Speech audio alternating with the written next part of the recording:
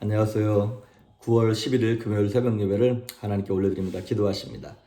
예수님 감사합니다. 주님 주신 생명으로 하나님이 허락하신 믿음을 가지고 오늘도 하루를 예배하며 시작합니다. 이 어렵고 혼란스러운 세상 가운데서 내 영혼이 확정되어 싸우니 믿음의 눈을 들어 주님을 바라봅니다. 오늘도 말씀하여 주셔서 코로나 바이러스로 인하여 산불로 인하여 육체의 질병과 마음의 무거운 짐으로 인하여 고통받는 성도들을 기억하시고 그 모든 것들을 십자가 밑에 가지고 나아가 예수님의 보혈로 씻어내게 하시며 새로운 영혼의 모습으로 일어날 수 있도록 승리할 수 있도록 힘을 더하여 주시옵소서. 오늘도 말씀하시길 소망하며 예수님의 이름으로 기도했습니다. 아멘. 우리 오늘 찬양 예찬송가 406장 새찬송가 300장 내 마음이 낙심되며 근심에 눌릴 때 우리 찬양 하나님께 올려드립니다. 내 마음이 낙심되며 근심에 눌릴 때 주께서 내게 오사 위로해 주시네.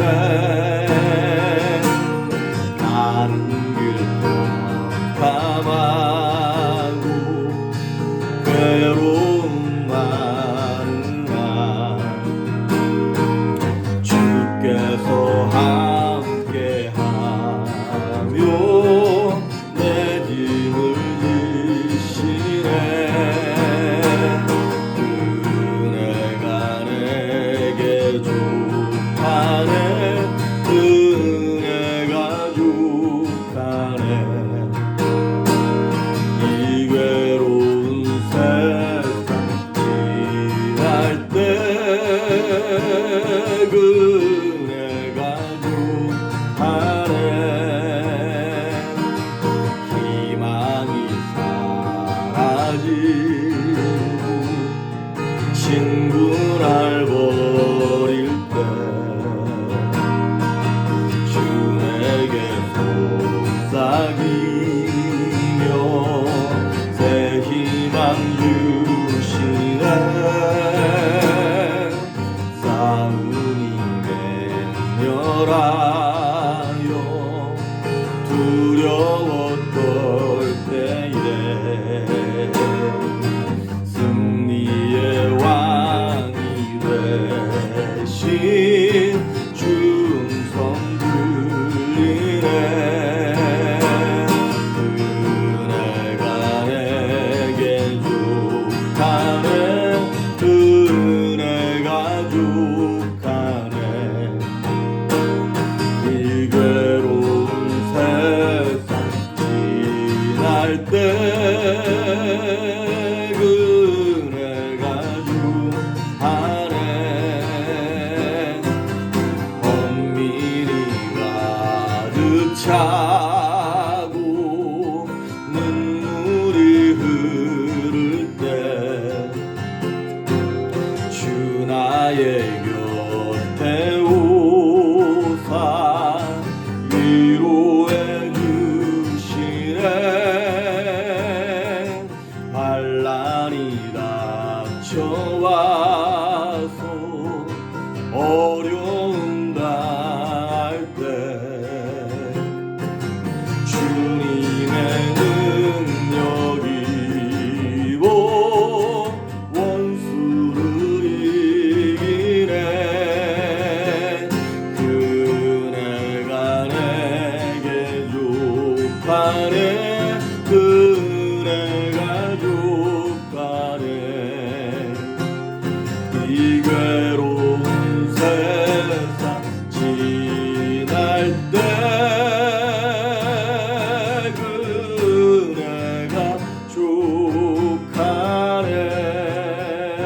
족하네. 아멘. 오늘 우리에게 주시는 말씀은 요한복음 21장입니다. 요한복음 21장 1절, 2절, 3절 우리 세 절만 제가 봉독해 올립니다. 그 후에 예수께서 디베랴 호수에서 또 제자들에게 자기를 나타내셨으니 나타내신 일은 이러하니라.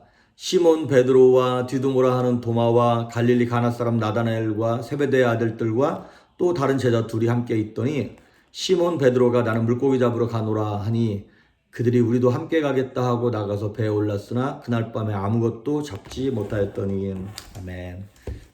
어제에 이어서 성도의 사명에 대해서 좀 더 보도록 하겠습니다. 사실 어제 그 성경 공부 교재에 나와 있는 건 그게 다예요. 그런데 좀 아쉬운 면이 있어서 좀만 더 덧붙여서 말씀드리도록 합니다.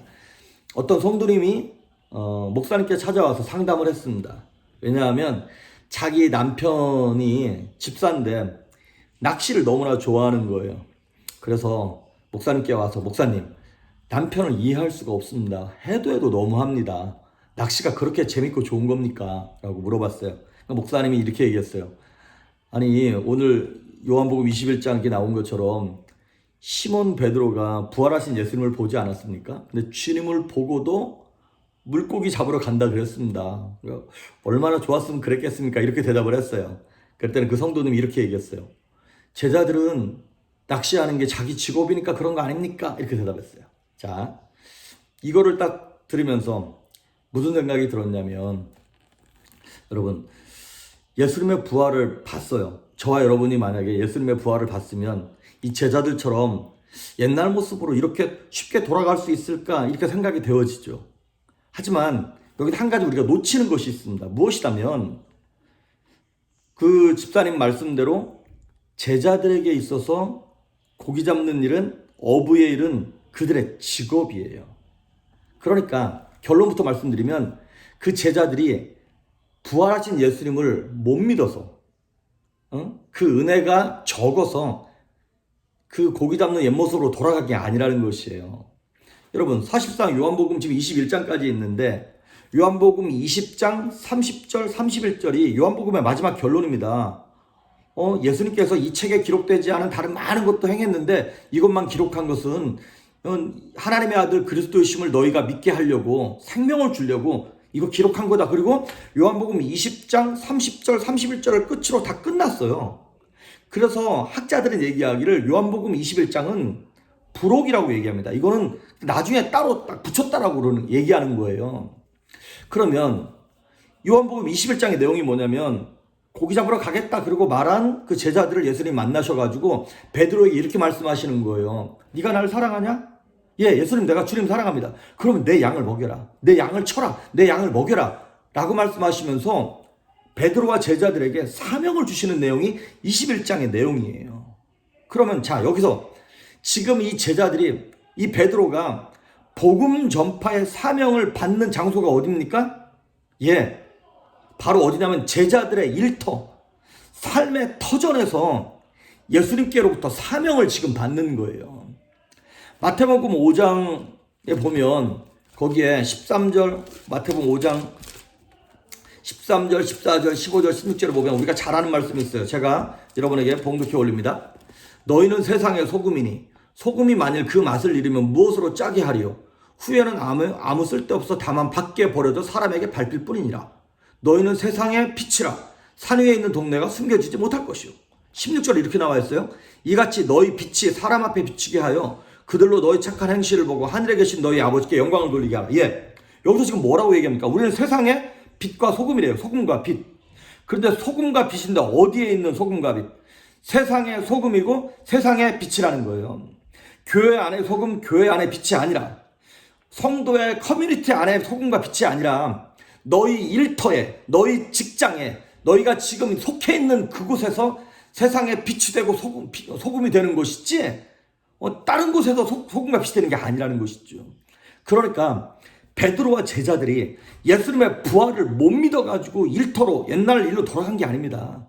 그들은 어찌 보면 예수님의 부활을 봤기 때문에 일터로 돌아간 거예요. 그러면서 그 일터에 돌아갔을 때 예수님께서 탁 컨펌 해주시는 것이죠. 맞아, 여기가 너희 사역지야. 너희의 사명이 바로 이거야. 복음을 전하는 것. 그래서 빛과 소금으로 세상에서 나를 드러내고 내 영광을 드러내라 라고 예수님 말씀하신 것이죠.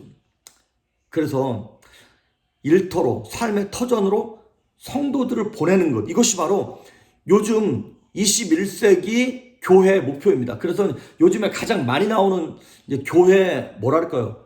표라 표 아니면 교회 캐치프레이즈가 뭐냐면 선교적 교회예요. 미셔널 처치. 선교적 교회. 이거는 뭐냐면 여지껏 우리가 안으로 끌어들이기만 했잖아요. 교회 안으로. 근데 그게 아니라 이제는 나가는 거예요. 바깥으로 나가는 거예요.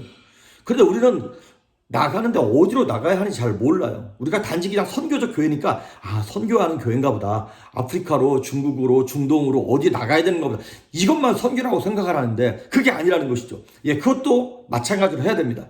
하지만 그것뿐만 아니라 언어가 다르고 문화가 다른 곳, 그것이 해외일 뿐만 아니라 이제 우리랑 생각이 다르고 비전이 다르고 도덕적인 삶의 밸류가 다른 그 다른 사람에게 가는 것, 이것이 바로 선교라고 하는 것이죠.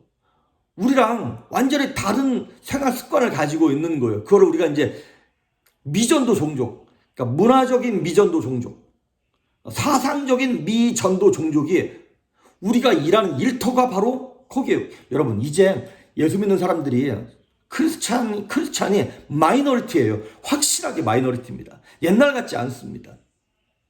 그래서 이제 앞으로 우리 교회뿐만 아니라 모든 교회들이 이 미셔널 처치, 선교적인 교회를 우리가 꿈꿔야 한다는 것이죠. 요즘에 가끔, 자주는 아니지만 가끔 듣는 얘기가 하나 있어요. 뭐냐면 이제 우리 교회 대학부를 졸업하고 청년들이 이쪽 지역에서 이제 다 직장을 잡잖아요. 그러면서 가끔 그런 얘기를 하더라고요. 직장에서 동료인데 중국인이라는 거예요. 근데 복음에 대해서 물어보더라는 거예요. 하나님에 대해서 물어보고 성경에 대해서 물어보더라는 거예요. 그래서 제가 그랬죠. 그 친구 붙잡고 1대1이라도 제자훈련을 하든지 성경 공부를 해라. 근데 그런 친구가 한둘이 아니에요. 또 있어요.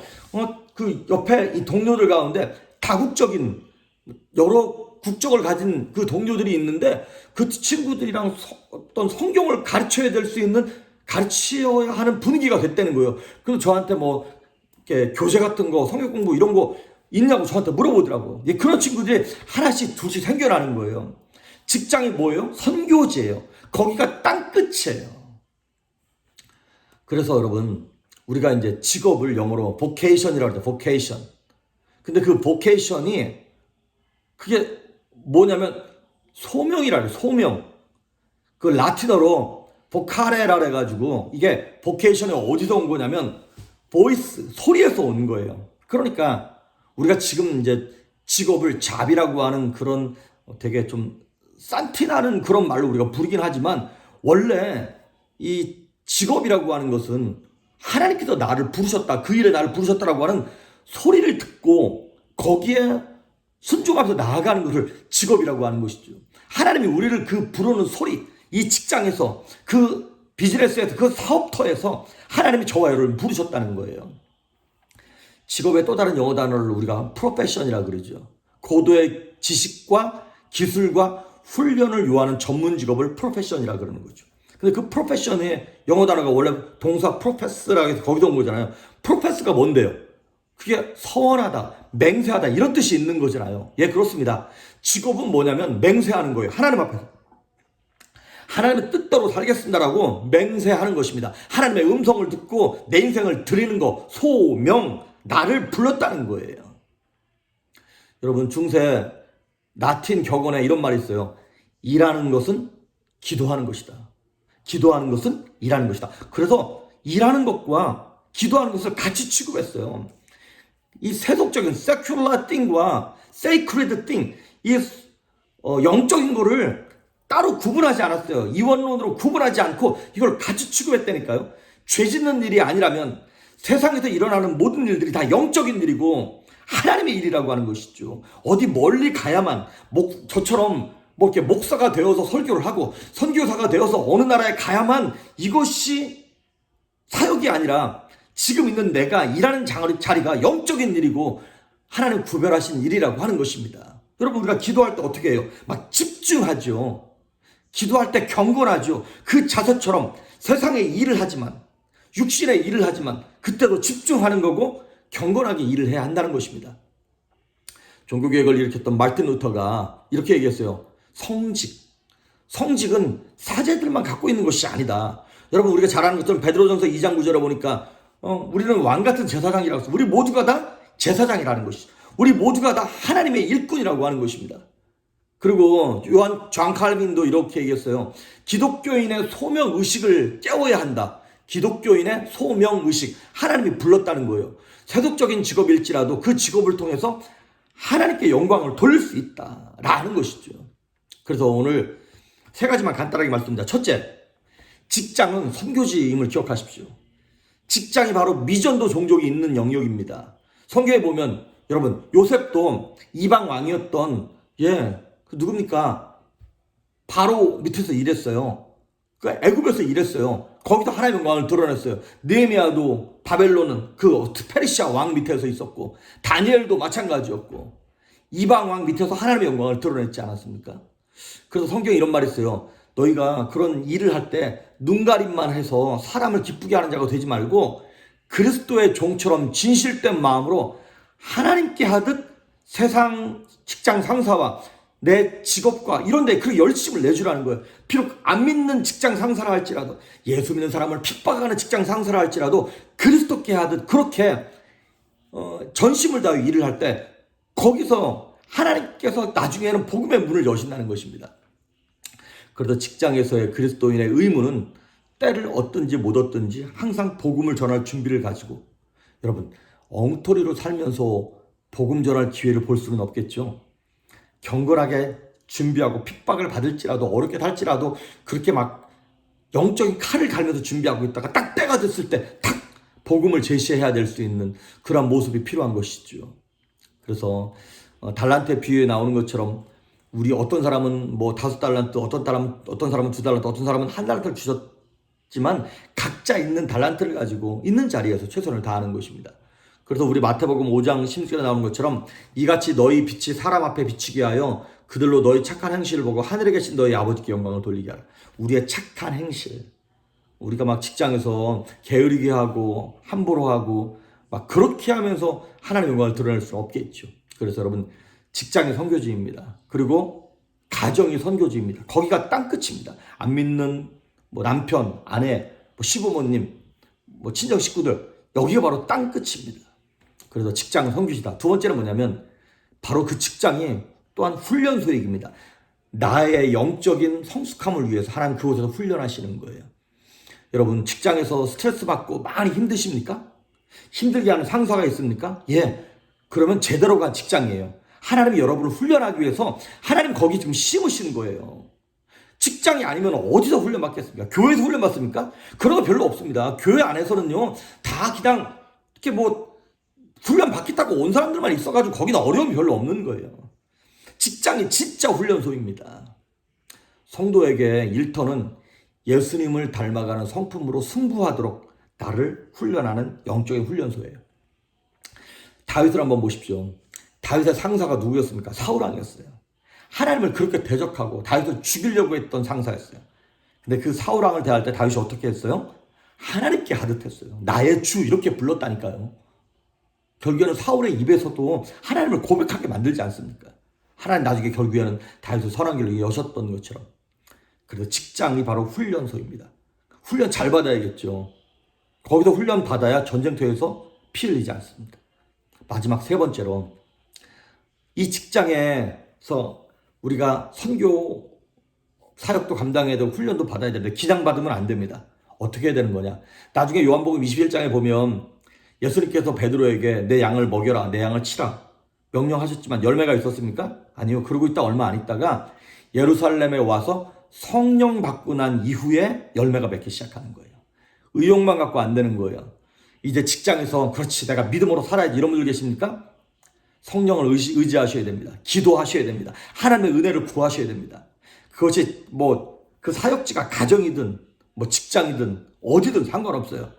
어디에서 사역을 하든 상관없이 내 힘이 아니라 내 능력이 아니라 성령님을 의지해서 하나님께 주시는 힘과 말씀과 기도의 능력을 가지고 기쁨과 성령의 충만함을 가지고 뱀처럼 지혜롭고 비둘기처럼 순결하게 그 직장에서 일해야 하는 것입니다. 그리할 때 하나님의 영광 받으시고 열매를 주실 것이에요. 바로 그곳에서 여러분, 왜 내가 이 직장에 들어왔을까? 내가 왜 이 남자 만나서 이 여자 만나서 이렇게 지지라도 고생할까? 이렇게 생각하지 마시고 하나님께 내게 나를 보내신 사역지고 선교지고 훈련의 장소임을 깨닫고 늘 성령 충만함으로 열매 맺는 여러분 될 수 있기를 주의 이름으로 축복합니다. 기도하십니다. 예수님 감사합니다.